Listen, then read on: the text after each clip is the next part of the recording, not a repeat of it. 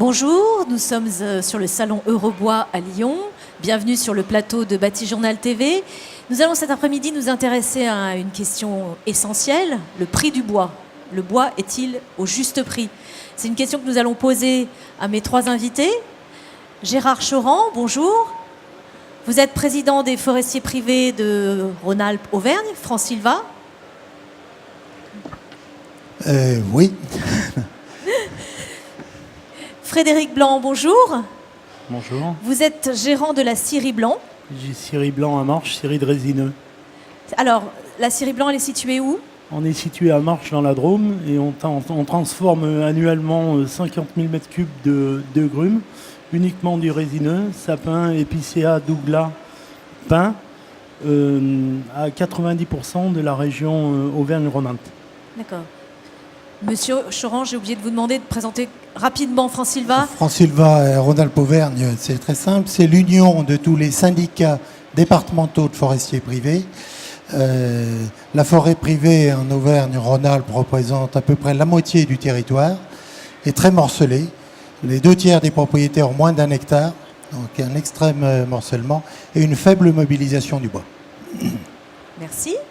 Enfin, François Pujol, vous êtes responsable commercial et marketing de la société As Weissrock, pardon pour la prononciation. Donc, un petit mot sur votre entreprise? Oui, donc la société As Weissrock, on est charpentier lamelliste. On est basé à Saulcy-sur-Meurthe dans les Vosges. Donc charpentier lamelliste, on fait de la charpente lamellée, on transforme entre 20 et 22 000 m3 de bois brut par an pour nos charpentes. Notre activité d'entreprise se décline en 2 pôles stratégiques.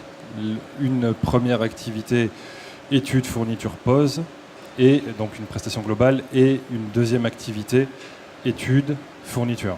Voilà. Donc nos clients sont... Ils sont sur toute la France? Ils sont sur toute la France, parfois à l'étranger. Ce sont des collectivités locales, des artisans et également des promoteurs immobiliers, voilà, à titre d'exemple. Très bien. Donc nous allons avoir 3 points de vue sur le prix du bois. Alors Monsieur Choran, j'ai envie de commencer par vous. Le prix du bois, c'est quoi pour les forestiers privés? Le prix du bois, d'abord, c'est un constat, puisque c'est le marché qui l'impose. Le marché a toujours raison, donc le prix du bois est là. Maintenant, pour nous, le prix du bois est extraordinairement bas.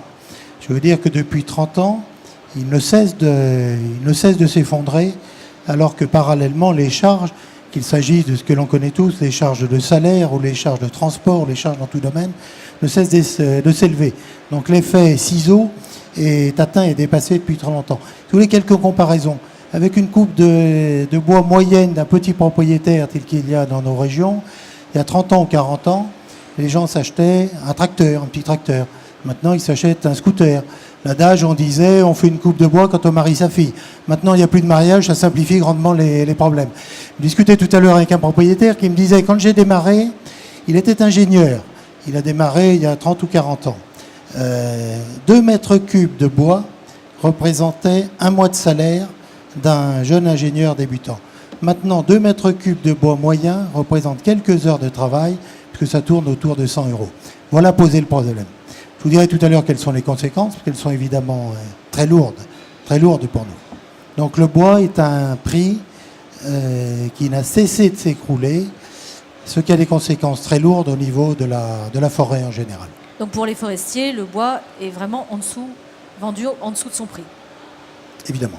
D'accord. Frédéric Blanc, le prix du bois pour vous, en tant que scieur, comment vous percevez ce prix du bois? Le prix du bois... Il est forcément trop cher, c'est ça? Non, il est à son juste prix par rapport à un marché. Mais pour une matière première, je pense que pour une matière première, le bois n'est pas son juste prix. Comparé à d'autres matières premières, vous voulez dire? Comparativement à d'autres matières premières qui viennent naturellement. Par contre, il est bas. Il est bas pourquoi? Parce qu'au niveau de la demande est bas. Qu'est-ce qui fait un prix? Un prix est fait par une demande. S'il y a une demande qui est forte, le prix de la matière monte. Et en ce moment, on est dans une impasse qui dure, malheureusement.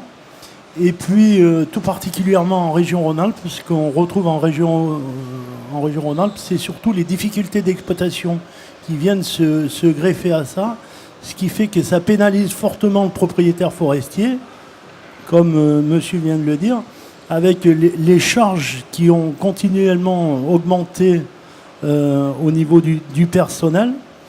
Et on a des très grosses difficultés pour amener de la mécanisation dans nos forêts de montagne.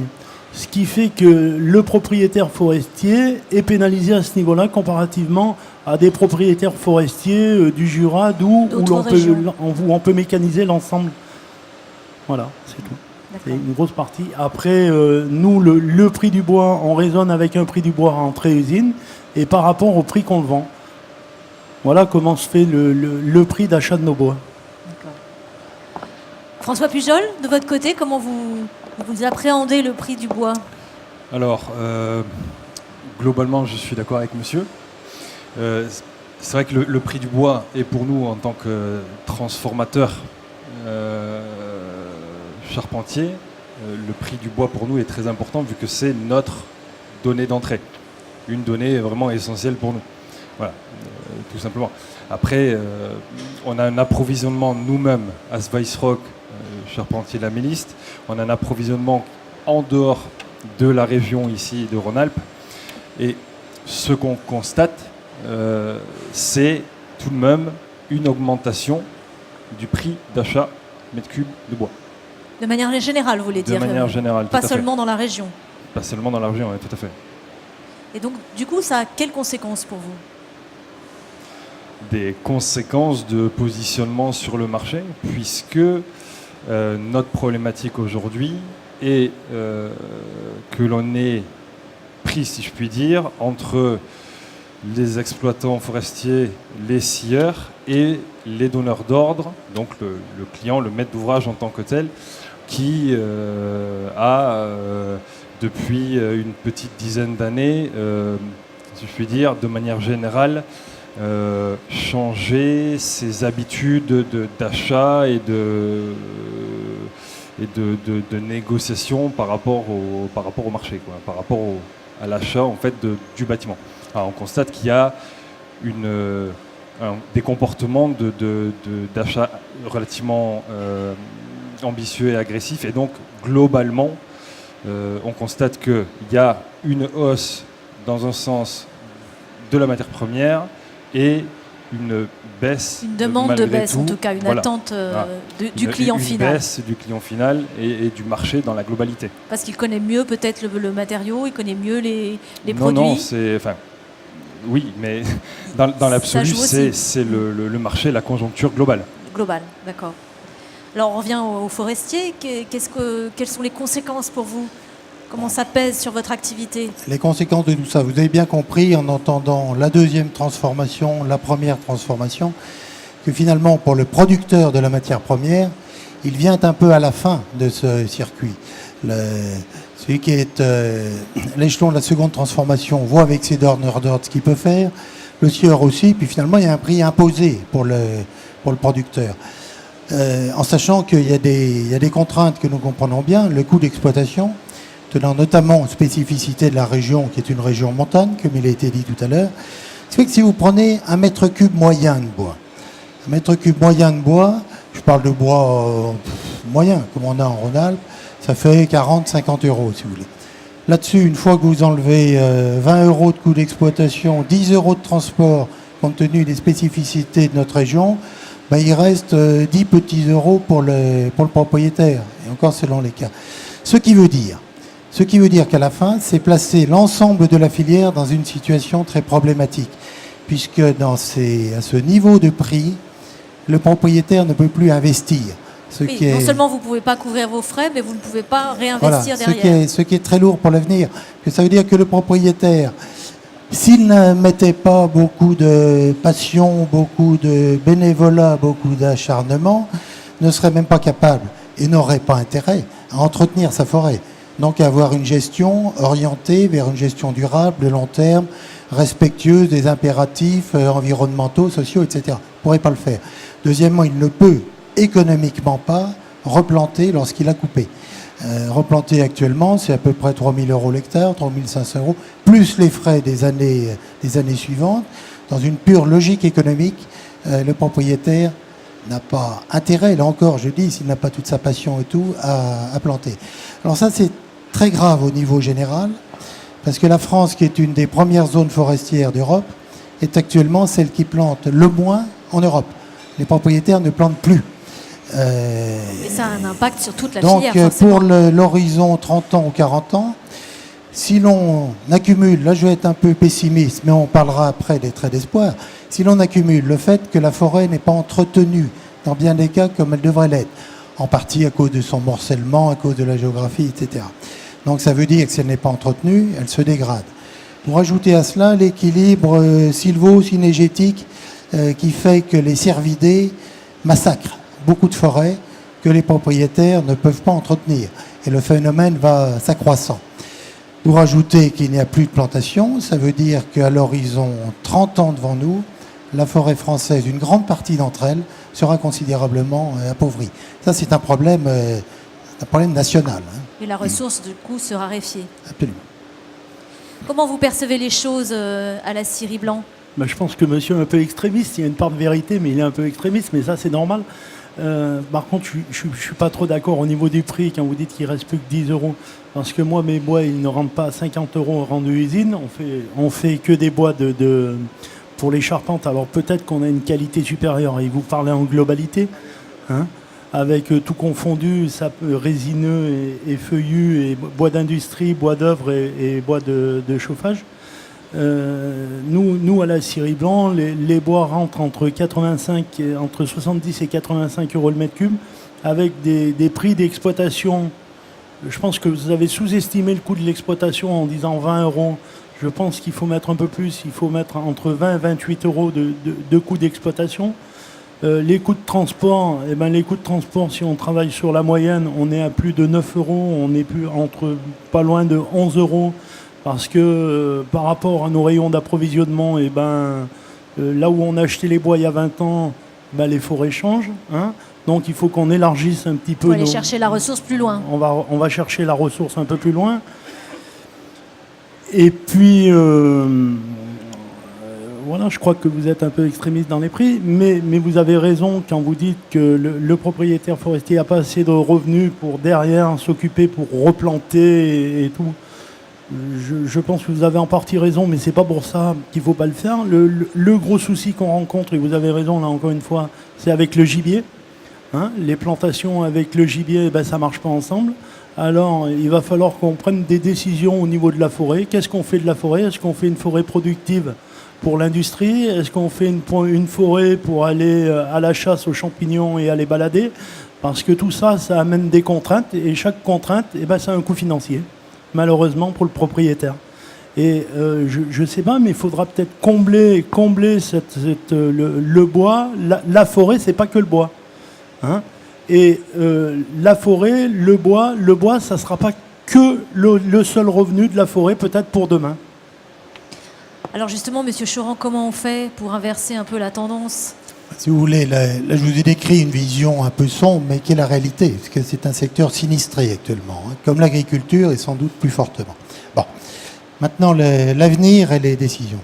Premier point important, c'est que nous ne sommes pas seuls, les propriétaires. C'est-à-dire aussi bien les pouvoirs publics, l'État, que les élus au niveau de la grande région dans laquelle nous sommes, sont très conscients de ces problèmes et orientent les plans régionaux vers une aide à la filière bois, qui, si l'on n'y prenait pas garde, irait dans le sens que je vous ai indiqué. Donc, nous ne sommes pas seuls. Deuxième sujet, on voit bien quelles sont les grandes orientations. D'ailleurs, sous-jacente à ce qu'a dit notre ami Sieur, c'est il faut s'orienter vers de la qualité. Mais de la qualité très, très différente selon que l'on travaille sur du bois d'œuvre, sur du bois de chauffage ou sur de la production destinée à la biomasse, avec toutes les recherches et toutes les innovations possibles. Vous parliez tout à l'heure d'une rotation plus rapide ou pourquoi pas, de recherche à caractère industriel, notamment sur la culture, entre guillemets, du bois destiné à la biomasse. Naturellement, nous sommes ouverts à tout cela.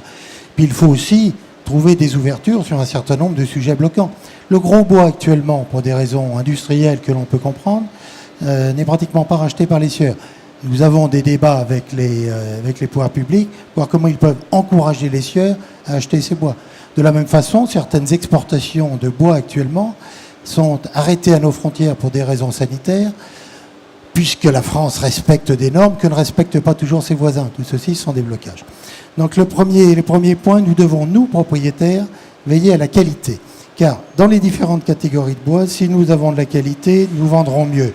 Le deuxième point très important, c'est d'être capable de s'organiser pour regrouper nos ventes, afin de faire face à ce que nous appelons des contrats d'approvisionnement.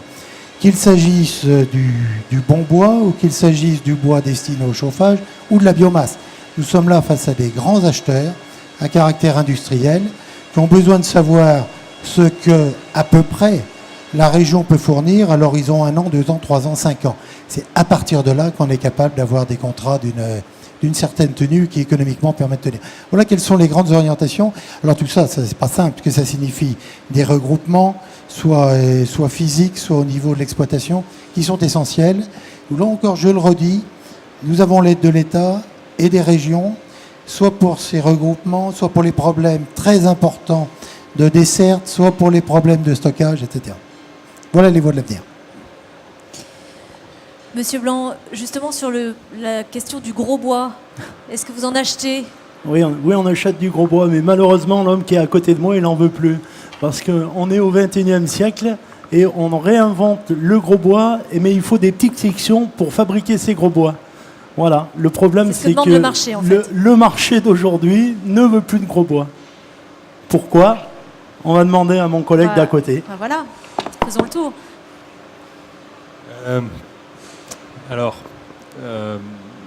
Je me permettrai... Question piège ? C'est une question un petit peu sensible. Tout ce que je peux vous dire, c'est que je ne vais pas m'étaler de manière significative sur ces sujets qui sont relativement sensibles et stratégiques pour une entreprise.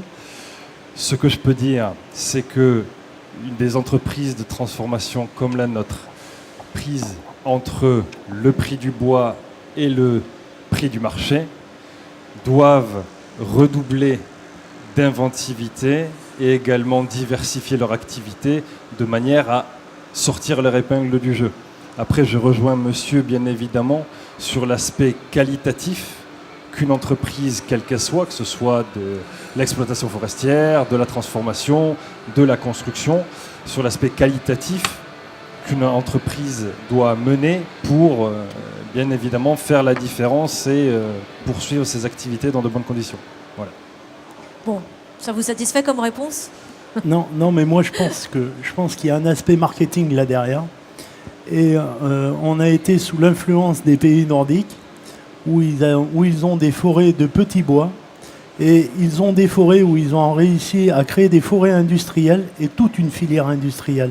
Ce qui fait qu'au niveau des coûts, ils ont aplati un maximum les coûts de transformation à tous les niveaux, que ce soit au niveau du propriétaire, au niveau de nous les scieurs, la première transformation, et au niveau aussi de la deuxième transformation.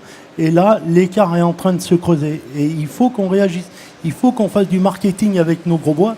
Les gros bois, on peut les scier, c'est pas un problème. Mais il faut qu'on ait les gens en face de nous qui puissent les acheter et qui veulent les acheter. C'est là le gros souci. Et on passera que par le marketing. Il faut impérativement qu'on débloque des financements pour le marketing.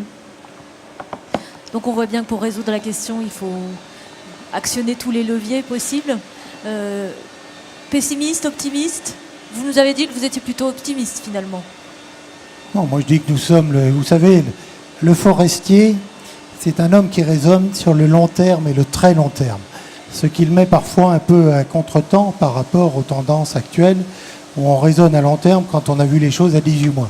Nous, c'est 30 ans ou 40 ans. Bon, nous sommes dans un moment où cette filière est assez sinistrée. Donc ça, c'est important de le savoir et d'en prendre conscience. Mais nous sommes sur le très long terme. Nous sommes prêts, avec l'aide responsable de ceux que je vous ai cités, à faire les efforts, les investissements, les recherches d'organisation et d'innovation qui, de notre point de vue, permettront que l'avenir soit meilleur. Donc, par définition, un forestier ne peut pas être pessimiste Sinon, il aurait tout abandonné depuis longtemps. C'est pas du tout notre cas. Et du côté des sieurs? Ah ben nous, bien sûr qu'on est, on est optimiste. Le 19e siècle était le siècle du fer, le 20e siècle le béton et le 21e siècle sera celui du bois. Vous confirmez, monsieur Pujol? Oui, je rejoins monsieur. En fait, dans l'absolu, on peut considérer... Enfin, voilà. On est toujours optimiste dans la mesure où on considère que la capacité d'exploitation et d'utilisation du bois dans la construction a une certaine capacité de développement et de croissance relativement importante en France. Voilà. Notamment en France. Très bien, merci messieurs d'avoir bien voulu débattre de cette question un peu délicate, on va dire, du prix du bois. Merci de votre participation. Merci à vous. Merci.